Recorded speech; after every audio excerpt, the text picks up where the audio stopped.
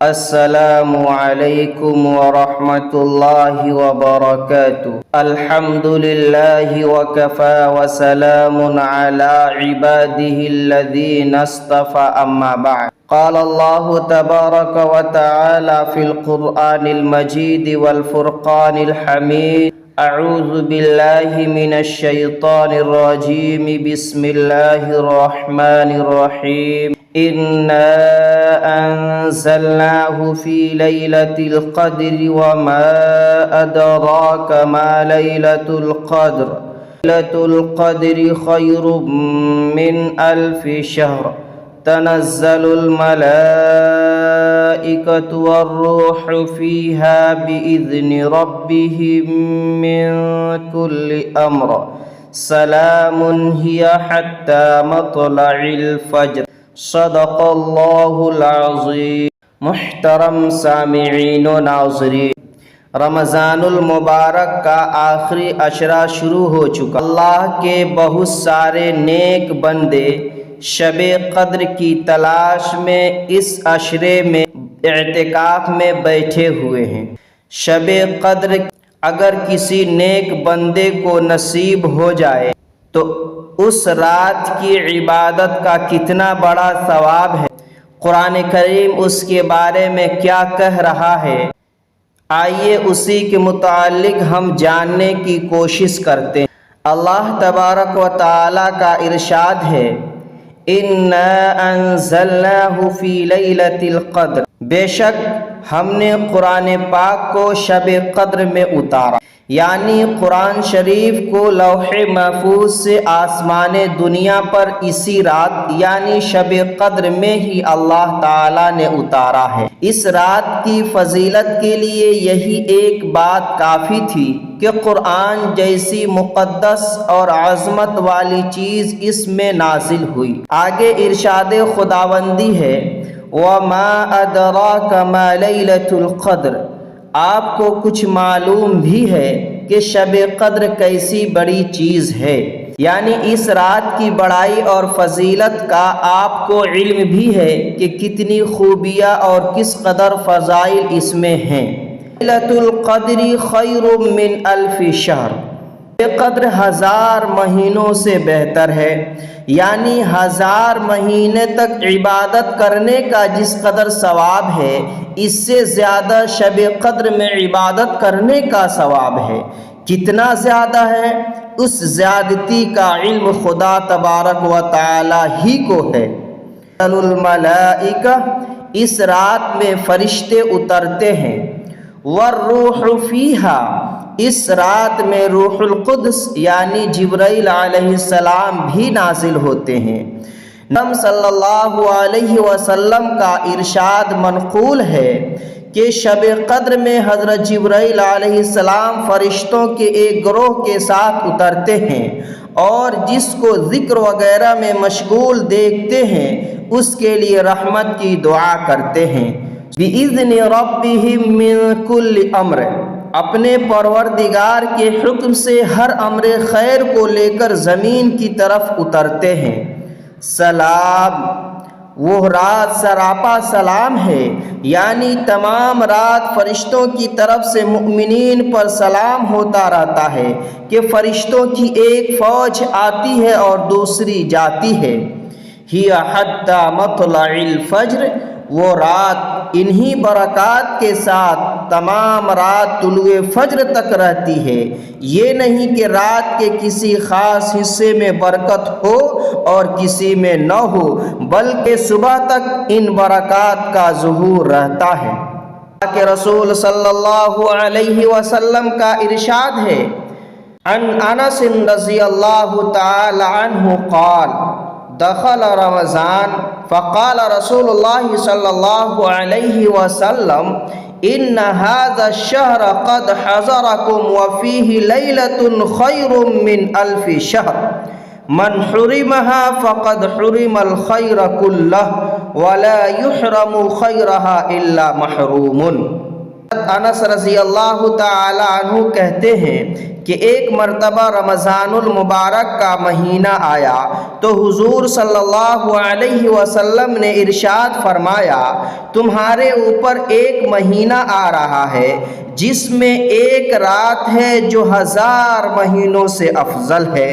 جو شخص اس رات سے محروم رہ گیا گویا ساری ہی خیر سے محروم رہ گیا، اور اس کی بھلائی سے محروم نہیں رہتا ہے مگر وہ شخص جو حقیقتاً محروم ہی ہے۔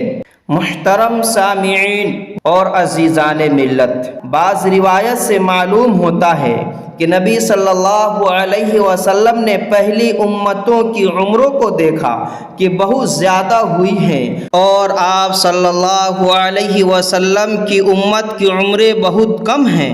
اگر یہ نیک اعمال میں ان کی برابری کرنا چاہے تو ناممکن ہے۔ اس سے اللہ کے لاڈلے نبی صلی اللہ علیہ وسلم کو رنج ہوا، اس کی تلافی میں یہ رات ملی۔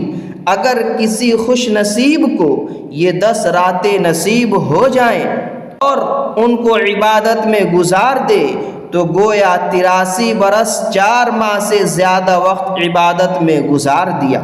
شب قدر جس کو نصیب ہو گئی اس کو 1000 مہینوں سے زیادہ کی عبادت نصیب ہو گئی، گویا کہ اس نے 1000 مہینوں سے زیادہ کا وقت عبادت میں گزار دیا۔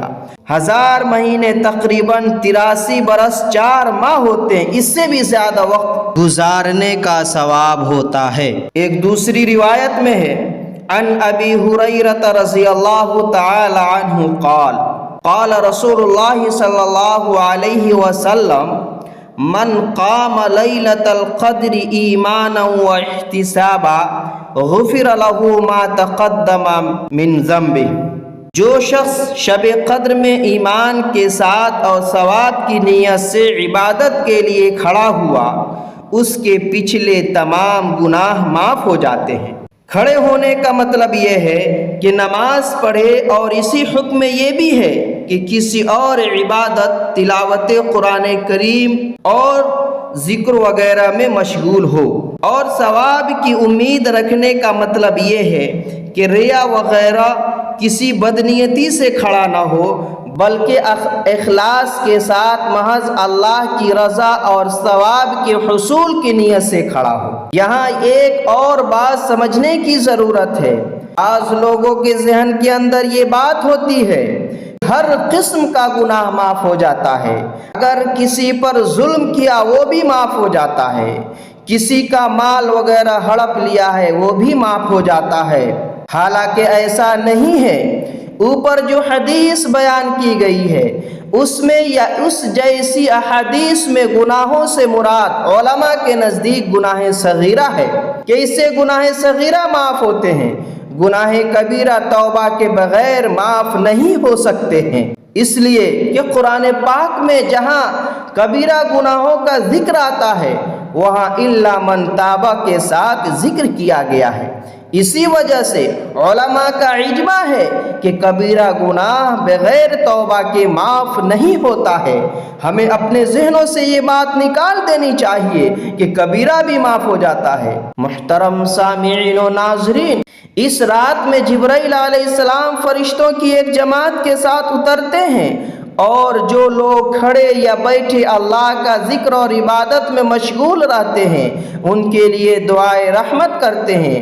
بعض روایت سے معلوم ہوتا ہے کہ حضرت جبرائیل علیہ السلام کے کہنے سے فرشتے متفرق ہو جاتے ہیں، اور جہاں بھی مومن ہوتا ہے چاہے گھر میں ہو یا جنگل میں ہو یا کشتی وغیرہ میں ہو وہاں فرشتے مصافحہ کرنے کے لیے جاتے ہیں، لیکن جس گھر میں خنزیر ہو یا کتا ہو یا حرام کاری کی وجہ سے ناپاک ہو یا تصویر ہو اس گھر میں فرشتے داخل نہیں ہوتے ہیں۔ اس لیے شوق سے تصویر لگانے والے سن لے کہ جس گھر کے اندر تصویر ہوتی ہے اس گھر میں یہ رحمت کے فرشتے شب قدر میں بھی نہیں جاتے ہیں۔ ہمیں جو ہے اپنے گھروں سے تصویروں کو نکال کر پھینک دینی چاہیے۔ محترم سامعین و ناظرین، شب قدر میں جا کر ہمیں کیا کرنا چاہیے؟ شب قدر میں جاگ کر عبادت کرنا چاہیے۔ محترم سامعین، شب قدر طاق راتوں میں آتی ہے، 21، 23، 25، 27، 29۔ کسی سال کسی رات میں اور کسی سال کسی رات میں آتی ہے۔ اس قیمتی رات کو ضائع ہمیں نہیں کرنا چاہیے۔ ہم شب قدر میں جاگتے ضرور ہیں، لیکن ہم کس نام پر جاگتے ہیں؟ ہم کھانے کے نام پر جاگتے ہیں، پارٹی کے نام پر جاگتے ہیں، چائے کے نام پر جاگتے ہیں، محلوں میں گھومنے کے نام پر جاگتے ہیں، چوک چوراہوں پہ بیٹھنے کے نام پر جاگتے ہیں۔ حالانکہ ہمیں ایسا نہیں کرنا چاہیے، بلکہ یہ رات عبادت کی رات ہے۔ یہ رات اس طرح گزارنی چاہیے کہ بندہ اور خدا کے درمیان کوئی تیسرا حائل نہ ہو، بندہ ہو اور خدا ہو۔ براہ راست خدا سے رابطہ قائم کرنا چاہیے۔ کس طرح خدا سے رابطہ قائم کرنا چاہیے؟ ہمیں نفل نمازیں پڑھنی چاہیے، قیام کرنا چاہیے، ذکر و اذکار کرنا چاہیے، قرآن کریم کی تلاوت کرنی چاہیے۔ قرآن کریم کی تلاوت افضل الذکر ہے۔ اللہ کے سامنے رو رو کر گڑ گڑا کر دعا کرنی چاہیے۔ ہم خدا تبارک و تعالی سے نہیں مانگتے ہیں اور شکایت کرتے ہیں کہ خدا تبارک و تعالی ہمیں نہیں دے رہے ہیں۔ مانگنے کے وقت ہمارے اندر عاجزی اور انکساری ہونی چاہیے۔ دنیا کے اندر جب ہم کوئی چیز کسی سے مانگتے ہیں، کوئی چیز طلب کرتے ہیں، تو کس طرح عاجزی اور انکساری ہمارے اندر موجود رہتی ہے، کس طرح عاجزی اور انکساری کے ساتھ ہم اپنے آپ کو اس کے سامنے پیش کرتے ہیں کہ اس کا دل نرم ہو جائے اور وہ ہمیں وہ چیز عطا کر دے۔ لیکن جب ہم خدا تبارک و تعالی سے مانگنے کے لیے ہاتھ اٹھاتے ہیں تو ہمارے اندر عاجزی اور انکساری نہیں ہوتی ہے۔ ہم اللہ کے سامنے نہیں روتے ہیں، نہیں گڑ گڑاتے ہیں، آنسو نہیں بہاتے ہیں۔ ہماری مثال خدا سے مانگنے کے وقت اس طرح ہوتی ہے جیسے کوئی کسی ہوٹل میں پہنچ کر کھانے کے لیے آرڈر کرتا ہے، تو ہم خدا سے دعا مانگنے کے وقت اسی انداز میں مانگتے ہیں جیسے کہ ہم خدا تبارک و تعالیٰ کو کوئی چیز آرڈر کر رہے ہیں۔ حالانکہ یہ صفت ہمارے اندر نہیں ہونی چاہیے۔ دعا مانگنے کے وقت ہمارے اندر عاجزی، انکساری ہونی چاہیے۔ خدا کے سامنے ہمیں رونا چاہیے، خدا کے سامنے آنسو بہانا چاہیے، تب جو ہے اللہ تبارک و تعالیٰ اپنے خزانے غیب سے ہمیں عطا فرمائے گا۔ خدا تبارک و تعالیٰ سے دعا ہے کہ اللہ تبارک و تعالیٰ ہمیں اور آپ کو بھی شب قدر نصیب فرمائے، اور جس طرح ہم نے رمضان المبارک میں اسلام کے احکامات پر عمل کرتے ہوئے اپنی زندگی کو گزارا، اسی طریقے سے ہمیں زندگی گزارنے کی توفیق نصیب فرمائے۔ آمین۔ وآخر دعوانا الحمد للہ رب العالمین۔